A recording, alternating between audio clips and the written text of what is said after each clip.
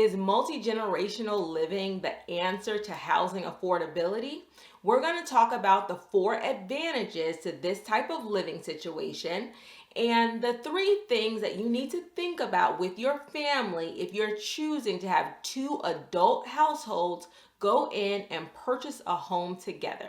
This is Shaheedah Hill, getting you over the hill to home ownership and helping you confidently buy your first home. So the 4 advantages that I want to speak about are, number 1, the ability to get approved for more. So because you have multiple family members contributing their income, they're likely to get approved for more. Now, you still have to be mindful, not only will their income count, they will also count their debt and they will count their credit scores. So you really want to be strategic about who's going to be on the mortgage and who's going to be on the mortgage application. So think about that ahead of time and just know that you may not need to go up to the highest amount that you can be approved for, because we want to think about things. What if things don't always remain the same? What if somebody moves out? What if somebody loses their job? You just want to be mindful of all of those things. So you want to bump, I usually say 10% lower than your pre-approval amount. You may want to go down 25% of your pre-approval amount just in case, because both parties are somewhat dependent on the other. So just be very mindful of that. Number 2, everyone can help chip in with all the other expenses. So not only will you be approved for more, now you have a group of adults to help pay the mortgage, to help pay the utilities, food expenses, and any other expenses that come with, a household, home maintenance. So no one bill can fall on one person. You all collectively can work together to pay some of those other bills, and that opens up the opportunity for investment, retirement savings, paying off debt. It really helps your whole financial picture because housing is typically your largest expense. Now, number 3 that you want to be mindful of, though that's an advantage, is that when you have children and you have older adults that may be retired, those retired adults can help with some of the child care, because child care, again, is one of those major expenses. So if you can have your parents help out with child care for your children and maybe babysit or help out, especially if you're working a lot, that can be an advantage for you if you have a young family. And then if you're an older relative that's moving in, you can have help around the house. Number 1, if you're living alone, you can get help and just have, company. And you also can be helped if you have any health issues, or you just no longer want to live alone or no longer can live alone. So it could be a tremendous advantage for people that are in their later years of life, just to have some help around the house.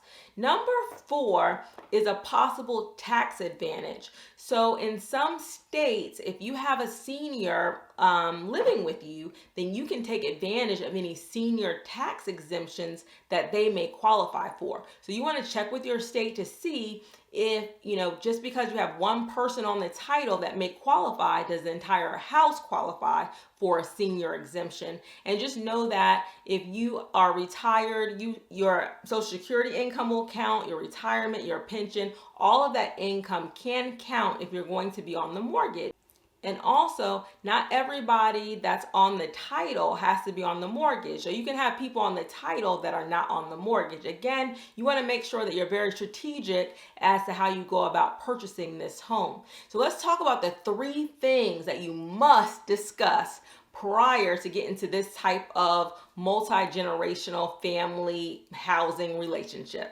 Okay, the first one is, how are you going to own the property? There are 2 primary ways to own a property with other people. One is tenants in common, and the other one is joint tenants with rights of survivorship. So let me give you an example. I represented a multi-generational transaction. So you had a husband and wife, and then the daughter's mother was also going to be living with them, and she was going to be on the mortgage. Now, when they purchased the home, they purchased it as joint tenants with rights of survivorship. Joint tenants with rights of survivorship. So the daughter and the mother were on the mortgage. The daughter the mother and the husband were on title. So what that means, if any member of the three was to pass away, then it automatically goes to the two surviving owners. So if the daughter somehow passed away, it would go to the husband and the mom. So it's joint tenants with rights of survivorship. That's how they own the property.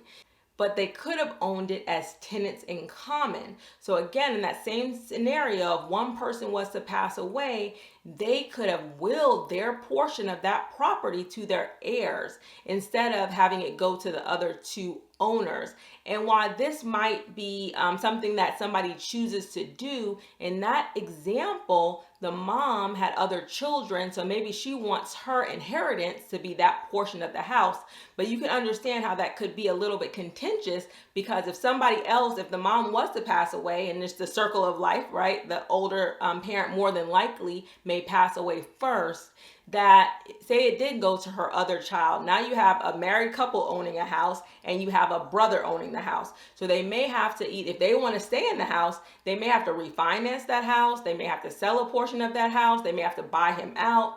You never know what's going to happen. So you have to speak ahead of time with an attorney to see how is ownership going to work. Are you going to be tenants in common? Are you going to be joint tenants with rights of survivorship? What happens when somebody moves out? What happens if somebody moves in? So you have somebody, maybe somebody has a boyfriend or somebody gets married and they want to move somebody else into the household. All of those things need to be discussed up front so they don't become problems later. Because what happens is when multiple people own a piece of property and they cannot agree, then one member can go to court and force the sale of the property, or force, the other group to refinance to get that other person out and to pay them off or pay their portion off. And you don't want to get into that situation with your family. So you want to make sure that you discuss that ahead of time. You should discuss it, as a group. You should discuss it with an attorney as well. Typically, attorneys bill by the hour. So maybe you get a consultation for a couple of hours so you guys can hash everything out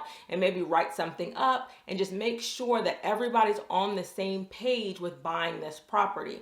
Number two that I want to discuss is the type of home that you're planning on purchasing. Everybody needs to come together again and say, what do we need? Not necessarily all of our wants, especially in this market that we're in now, but you want to make sure that all your needs are going to be met 100%.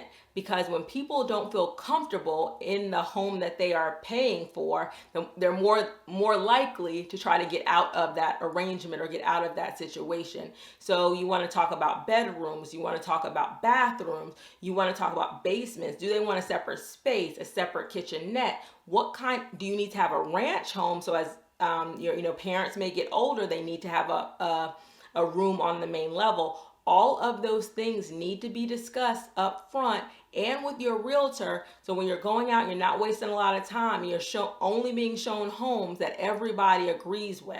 Because you don't want, if somebody has to compromise too much when it's no longer working for them, they may be likely to leave. And the last thing that I want to say that needs to be discussed is I've had this happen before where usually the older family member, they may sell their house with the anticipation of moving in with their children or moving in with younger family members. And it comes to find out that they may not qualify with the other person, or they don't qualify at all. You don't want to sell your home, especially in this market. You do not want to sell your home without knowing 100% where you're going. So it makes a lot of sense before you make any moves. If one of the parties already owns a property, before you sell your property, make sure you get a pre-approval and go over all of those things. Who's going to be on the loan? What are we pre-approved for? Where are we moving? How are we going to own this? You have to have these discussions up front if you're going to make this work. 1 in 5 Americans live in a multi-generational household. It's either by choice or by chance. It's something that just happens when one person, maybe, children are moving back home because they can't afford to live on their own. You have elderly parents that might be coming back, or other relatives, aunts, uncles that might be living with you. Or it's a choice that you make. And when you're making that choice, you have that opportunity to speak speak about everything, all of your concerns up front. So when something does come up, you already know how you're going to handle it. I hope this was helpful if you're thinking about buying a home with family. If you haven't already, please like and subscribe to my channel for new videos every week.